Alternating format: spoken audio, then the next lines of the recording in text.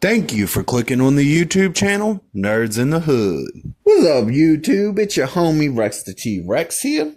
And today, we gonna talk about Superman, Earth 1. The people that worked on the comic were John Michael Starksinski as the writer, Shane Davis, who penciled it, Sandra Hope, who did the inks, Barbara Cardo, who did the colors, and it was lettered by Rob Lay. If I did mispronounce any of those names, I am sorry. We start with Clark's first time going to Metropolis. Once he gets there, he gets almost robbed.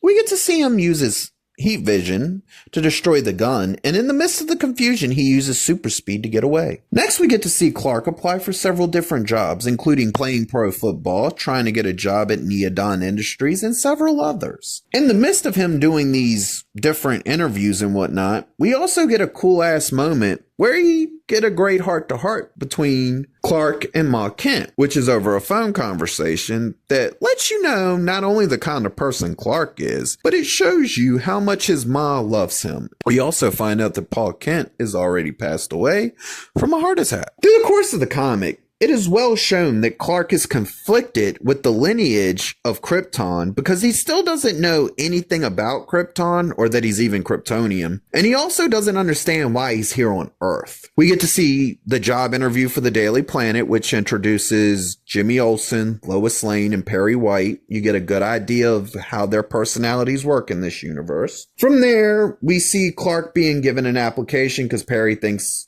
Clark would be great. Clark ends up leaving, and once he's outside, he ends up throwing it in the trash. From there, Clark just takes off for a fly, and we get a cutback scene that shows a young Clark Kent and Ma and Pa Kent having a conversation about how Ma and Pa Kent found Clark Kent and how they were on a camping trip in the woods. When his ship came crashing down and landing on Earth, they were able to find him and get him and one small piece of the ship out of there before the military showed up. We next jump to Clark being bullied as a teenager, and then we go back to the current timeline, in which case Clark has now made it to Pa Kent's grave. Even though they show Clark being conflicted, they do really well to show that the only thing he truly really wants in this universe is to be happy. Next, we find out that Clark's ship has been with the military for the last 20 years, where you get to be told just how smart Jor-El, Superman's dad, actually was, because this man was actually able to write on molecules. That shit's crazy. For some reason, the ship decides to activate right at the time that Clark turns 20, because it's kind of programmed to do that, really. But the weird thing is as this is activating, it sends it fucking draws an alien invasion ship to Earth. And they end up showing up at Earth and deciding they're going to take the fuck over. But they kind of pull off the whole give us Superman thing and we'll let you go bullshit, but not really. When this all happens, Clark notices that the fucking piece of shit that he has is like really, really glowy and shit. And it's also, oddly enough, wrapped up in his Superman costume. And his apartment building's on fire. This man runs straight into a fiery building for a piece of shit in a costume. I'm not even lying. As he comes back out of the building, the piece of shit turns out to be a fucking computer. It's a computer. They somehow got the computer, and the computer links with Clark Kent and shows him everything he needs to fucking know about Krypton, where he's from. You get the cool ass thing about why his dad sent him here. It's really good.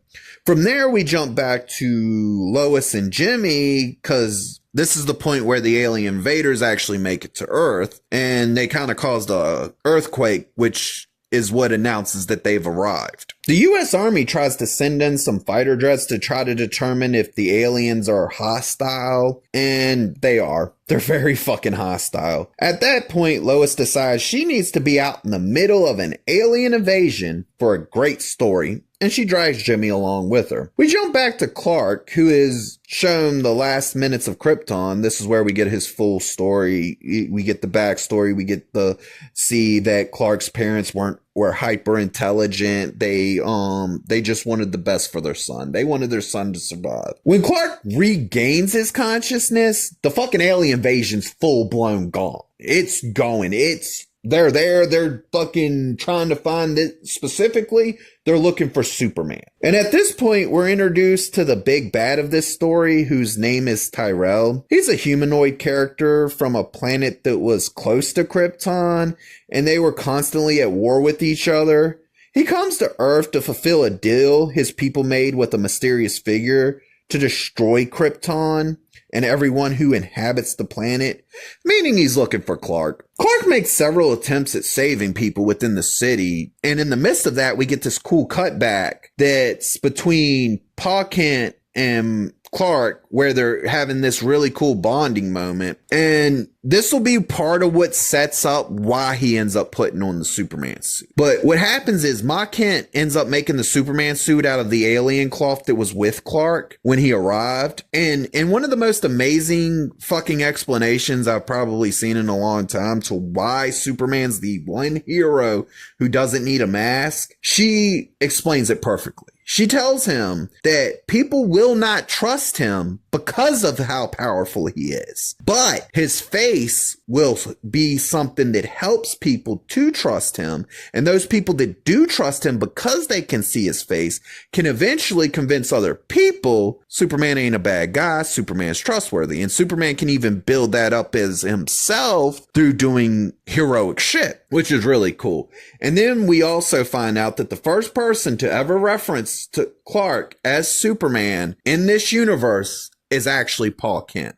I like that. I like the emphasis that they put on Ma and Pa Kent in this story and how they treat them as being functional, smart people with wholesome ideas. It's really good. Anyways, from there we jump back. We're back in the current time. Jimmy Olsen comes face to face with the robot. The robot starts running its mouth. Jimmy Olsen doesn't give a shit. He's a photographer. In this man's mind, he's gonna get the best fucking picture, even if it means dying. And Superman saves him from said robot so fucking fast that nobody gets to see him. He does, while he's in his plain clothes, he uses super speed to save people so that they don't see who he is.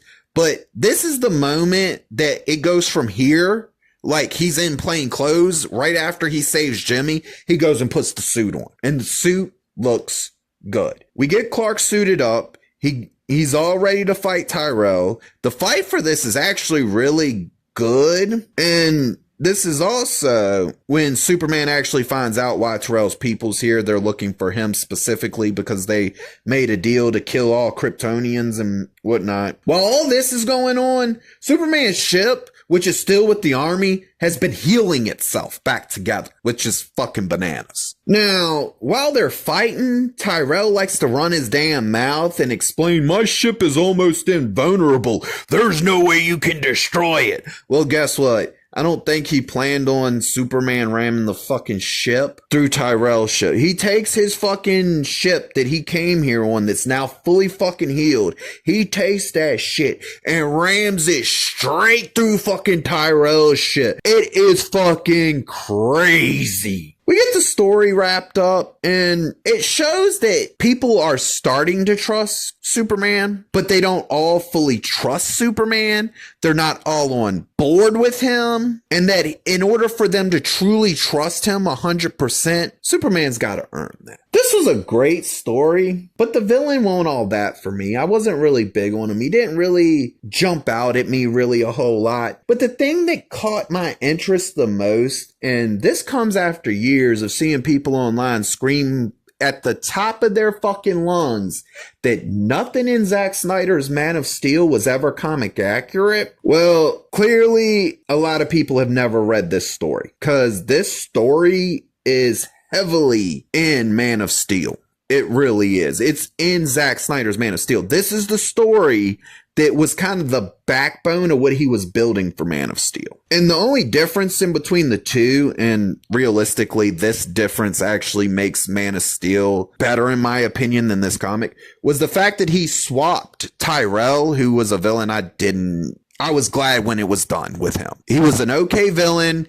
He wasn't a bad starter villain for Superman, but he was a boring fucking villain compared to a lot of other Superman's villains. So Snyder swapped him with Zod. And in my opinion, that was a better move for the film. Which is funny because, like I said, everybody who screams up and down, oh, it's not comic accurate, it's never been comic accurate. No, Zack Snyder's Man of Steel is. It's right here, a good chunk of it. There's a couple other stories he borrowed from. I've read them, but that's besides the point. The movie was made for comic book fans, and you can tell because realistically, I didn't even know that this was the story he pulled from until I finally read it. And I bought it and read it because it's Superman. I like reading Superman. Superman's cool. He gets boring at times depending on who you put him up against. And when your main villain is constantly Lex Luthor, it gets really fucking boring. Superman has a good rogues gallery, but the thing about Superman's rogues gallery is there's some fucking very OP villains. You got Brainiac, you got fucking Doomsday, Darkseid. These are some Metallo, motherfucking Metallo, bruh. These are some very powerful Superman villains. And that's why they are always able to really seem like they're matching Superman in the comic books and stuff, is because that's how powerful these villains are. And I feel like the common misconception is that Superman's boring because he's overpowered. Well, if you read the comic books, you would realize Superman's overpowered because his fucking rogue gallery is just as overpowered as he is. With the exception of this story, Tyrell was not that OP'd. He would technically, if I had to power scale him, I'd put him as slightly weaker than Zod in that general area. Kinda. He's not strong as Zod, but he's like, he would be the next step down, like in power level. Like if you were doing a from strongest to weakest, it would go from Zod to this dude. But realistically, Superman does have some villains that are kind of weak. They're normally quickly dealt with. They're not villains that'll overpower Superman easily, at least not without one of his weaknesses. So I enjoyed this story. It was a really, really good story. And I'm glad I finally did get to sit down and read it. If you liked the video, please click the thumbs up. If you disagree or agree with me, please leave a comment. And if you really want to see more of me, please hit that subscribe button.